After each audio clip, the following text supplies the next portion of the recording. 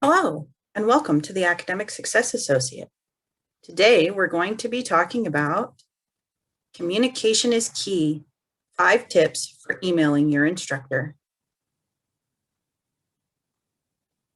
I'm Kim Kost, and I'm your Academic Success Associate. Why is it important to know how to email your instructor, and what makes the biggest difference when you're doing so? Let's talk about that. So the first thing to remember when you are emailing your professor is to make sure that you use your college or university email. It's important to use that email versus a personal email because a lot of the times the college servers will send your personal emails into a spam folder. If you use your college or university email, the professor knows that it's coming from somebody within the institution, and they'll actually look at it in a timely manner. Put your class code in the subject line. At the college I work at, English 1010 is a class code. It's also nice if you can use the very, very back number. So for example, if you were emailing a professor for your English comp class, in the subject line, you'd put ENGL-1010-01. Why is it important for you to do this? So that your professor knows which class you're in. Many of the professors teach several classes, and sometimes it's hard to keep the students straight on which one is in which class. So if you're asking a particular question, say, what's my grade look like? This will make it easier for the instructor to find you quickly so that they're more likely to respond. Be as formal as possible. Some instructors don't particularly care for this, and they will tell you to address them by their first name. Others will be offended if you don't be super formal. What do I mean by being formal? Well, don't treat your email like it's a text message to a friend. Treat it like it's a communication with a professional, which it is.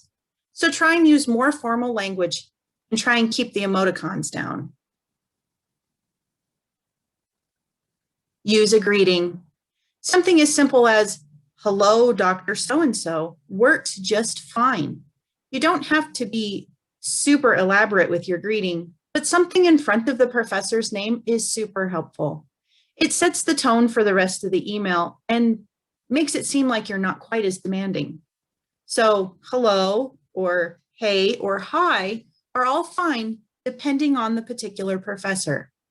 I usually default to hello because it's formal without being too formal. Finally, address your professor properly. As I said a little bit earlier, some professors are okay with you calling them by their first name, but until you've been told that specifically, it's best to use their formal title. At most universities, this is going to be Dr. So-and-so, but at a college campus, that might not be the case. You can call everybody Professor so-and-so until you find out if they're a doctor or not. How do you find out if they're a doctor?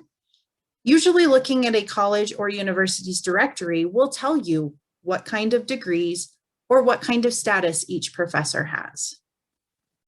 Emailing your professor is going to be an integral part, particularly right now in the middle of the COVID pandemic. It's super important to make sure that you're formal, clear, and that you're not overstepping any boundaries. Chances are, if you're emailing your professor, you're either asking for help or asking for something else. If you're initiating the contact, make sure that you're doing it in an appropriate way so that you can get the feedback that you're after. I hope this video was helpful for you, and if you have any questions or comments, please feel free to leave them in the box below. Next week, we'll actually look at how to formally work on a particular email. We'll see you then.